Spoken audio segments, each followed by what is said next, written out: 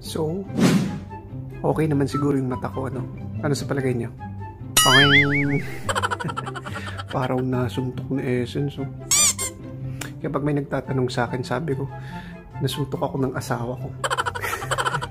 I think, tingnan natin ang mata natin. Tingnan natin ng konting review. Whoop! Jara! Ano ba yan? Parang may makeup tapos namamaga.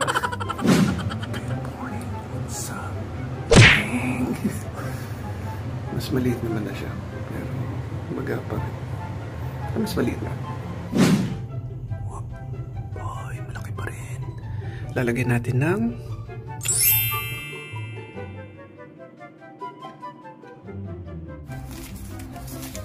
garniture duel. What the heck are you talking about? Are you ready, kids? Aye, aye, Captain! I can't hear you! Aye, aye, Captain! Fifth day? Or fourth? Fourth or fifth? Jing. Mas maliit na siya.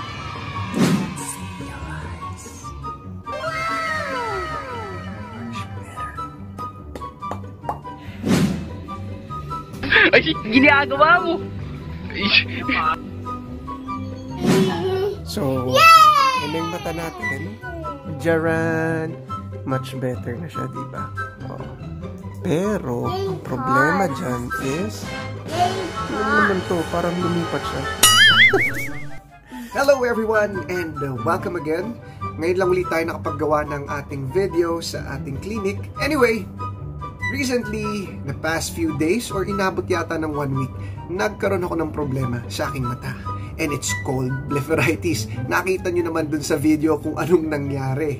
Namaga siya, namula, at ang sakit-sakit. And it even caused me to become a little bit irritable. Alam nyo ang naalala ko sa kanya? Problema.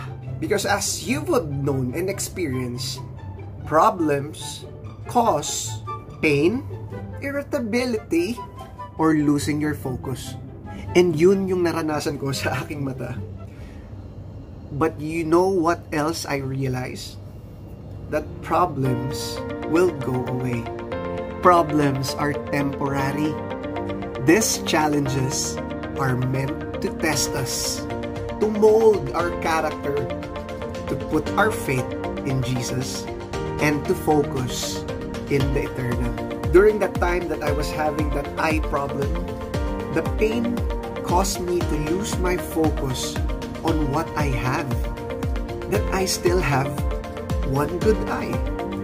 Kasi kapag may problema tayo, mas madali na makita yung mga nawala.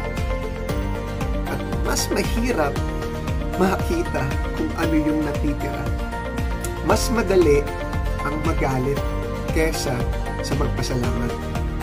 Nawawala yung focus natin kay God at sa kung anong meron pa tayo. Yeah, that's why we are always reminded to put our faith in Him, to trust God that He is in control, to believe and have faith that He will restore whatever is lost.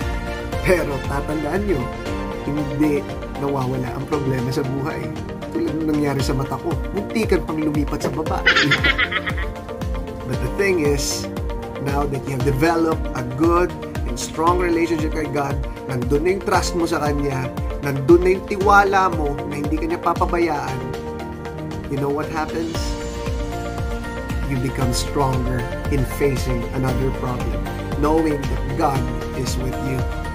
So kapatid, whenever you have problems and you are in pain, always remember, be grateful for what you have.